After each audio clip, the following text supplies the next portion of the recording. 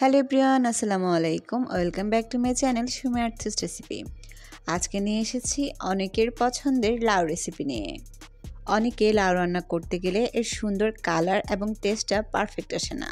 সেজন্য আজকের রেসিপিটা আপনারা সম্পূর্ণ ফলো করবেন, দেখবেন আপনাদের লাউ রান্না হয়ে যাবে অনেক সুস্বাদু। তাহলে চলুন দেরি না করে শুরু করা যাক। লাউ রান্নার জন্য প্রথমে আমি এখানে সয়াবিন তেল দিয়ে দিচ্ছি প্রায় 3 টেবিল চামচ পরিমাণ। এরপর হাফ কাপ পরিমাণ দিয়ে দিচ্ছি চিংড়ি মাছ। চিংড়ি মাছগুলোকে তেলের উপর আগে আমি ভেজে নিচ্ছি, তাহলে এর সুন্দর একটা ফ্লেভার বের হয়ে আসবে। আমার কাছে লাউয়ের সাথে চিংড়ি মাছ দিয়ে রান্না করতে খুব ভালো লাগে।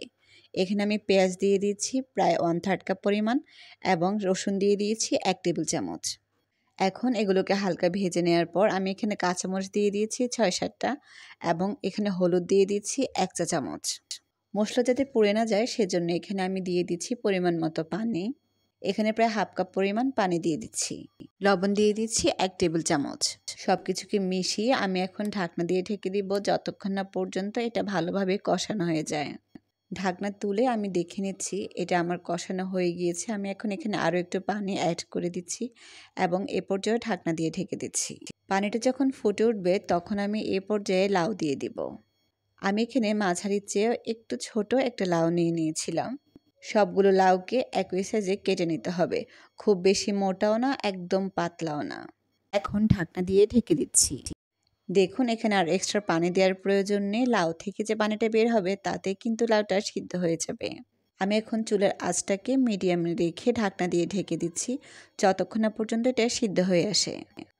লাউটা যখন সিদ্ধ হয়ে আসবে তখন আমি এর মধ্যে দিয়ে দিচ্ছি টমেটো প্রায় 1টার মতো।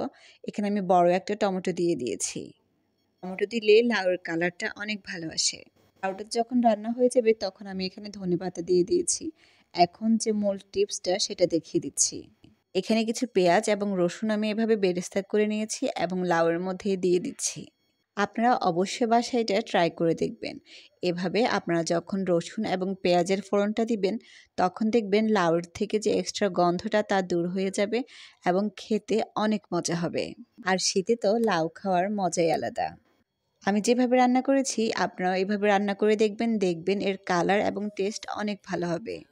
আশা করছি আজকের এই রেসিপিটি আপনাদের ভালো লেগেছে। যদি ভালো লেগে থাকে তাহলে প্লিজ আমার চ্যানেলটিকে সাবস্ক্রাইব করবেন। দেখা হবে নতুন কোনো রেসিপি নিয়ে। সে পর্যন্ত সবাই ভালো থাকবেন। আল্লাহ হাফেজ।